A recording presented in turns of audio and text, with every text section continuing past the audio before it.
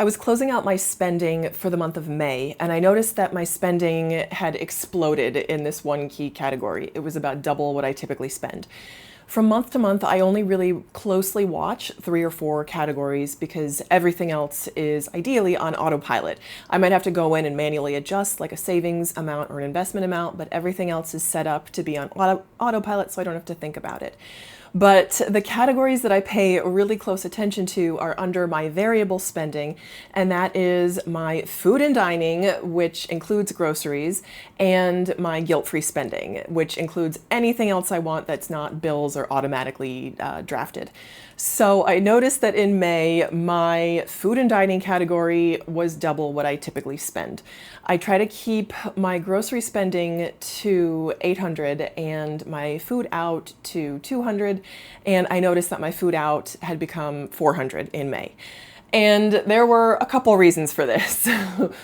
I noticed we're going into like the summer months and schedules are changing. So we have a bunch of things that are shifting and not as they typically are, which is just life. But as I looked over the transactions in my dining out category, I noticed that we ate out 19 times, and that is anything from like an ice cream stop to a Dunkin' Donuts run to bagels in the morning, like little things like that, or a Burger King stop in the car. And out of those 19 transactions, I really only enjoyed 2 of them. We went to a street fair and it was amazing to be able to support a small business. We got giant plates of Caribbean food and that was $70. And I would do that again. I wish I'd spent double there because I love supporting small local businesses. So I wish I had done more of that. So that was the one time that I enjoyed. And the second time was we went to a Greek restaurant, and that was okay. It was great company and great to be out. I took my mom and my daughter out, and it was a lot of fun. The food was okay. I didn't plan very well and I didn't order very well. I got halloumi fries and then my daughter got chicken fingers, and it was just a lot of heavy stuff. I wish I'd just gotten a Greek salad with grilled chicken, but as it was a great time out. The other 17 times were just random stops. And I realized something else, that those other 17 times were less about the food itself. They were like 10% about the food itself. And the other 90% was a psychological break, either a reward or like a treat or an incentive. So we went through a pretty rough period in the morning where it was tough to get my daughter out to school. And so we would use a cake pop from Starbucks as an incentive. And I knew at the time that would add up, but at the time it was worth it to get her out the door. So I spent $75 at Starbucks in the month of May, and that is ridiculous. And I don't want to do that anymore. So I am not going to do that. I'm making a plan to not do that in June. So my goals for June, this is what I'm doing. So I consulted ChatGPT for this, and it was actually really helpful. There were some things that were like frustrating because I didn't phrase the question well, and it would suggest things that like didn't work for me. Like it would say like have a convenience meal of a frozen pizza ready to go, which is actually good. But if I'm in the car, if we're like in transit, then a frozen pizza isn't going to work. But it gave me some other options. So overall, it was helpful to have ChatGPT to bounce things off of. So these are the things that I'm doing to try to adjust, to aim to adjust in June. Because it's not about being perfect, it's about adjusting and making adjustments where I can and being aware in this one category that I track quite closely. And the thing is, like, so I normally spend $200 and I spent $400 last month.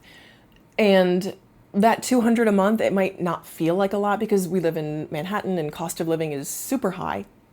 But that $200 adds up over 12 months, that's $2,400. So, and if we could invest that instead, that would be great. So I'm really trying to focus on taking these small wins, these playing defense wins where we can, as I am aiming to increase my offensive strategy and earn more money. So here is what I'm doing in the meantime. And all of these things have to work for my lifestyle and how we live.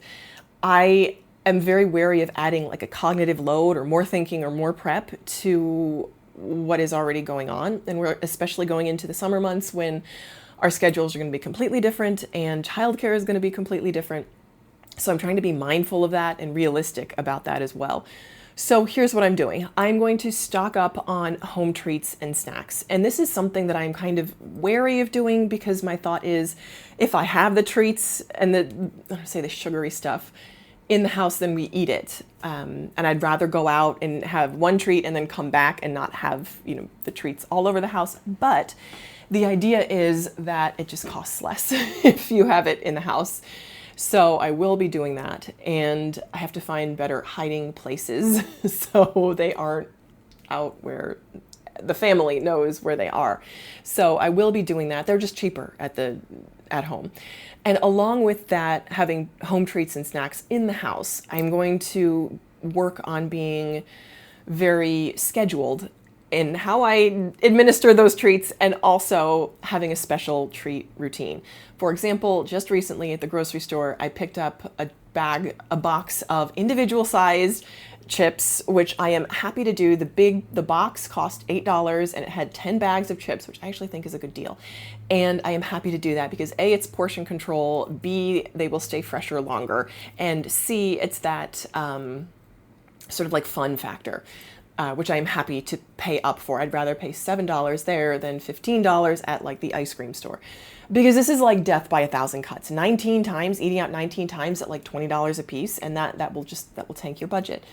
So item 2 is a special treat routine and being scheduled about it. Like, for example, we only eat out of this fun bowl, or another example, we got sprinkles. That was a special treat. So my daughter was allowed to get sprinkles and she just wanted sprinkles. So I'm like, okay, that'll save us 3 ice cream stops at $10 a piece. That's $30 right there for a $3 container of sprinkles. I'll take it. It's a win, ultimately. So those are the first 2 things. And the third thing is like a car meal grab and go survival kit, which I thought was actually a good idea too, to buy like granola bars or like single serving carrots or hummus and chips, which I don't say any of them are my favorite, but they're things that are better alternatives than rolling through the Burger King drive-through window, which we do more than I'd like to admit. So those are the 3 things I'm doing to get rid of messing up in my budget. And I didn't really mess up so much as spend a lot more than I wanted to. And I feel like being aware is better, and putting a plan in place to improve is even better. And even if I come in $100 less in June, it will be $100 that I will be happy to have saved. So that is how I messed up my budget for this month and what I am doing to adjust. And I'm excited to check in and let you know how it goes.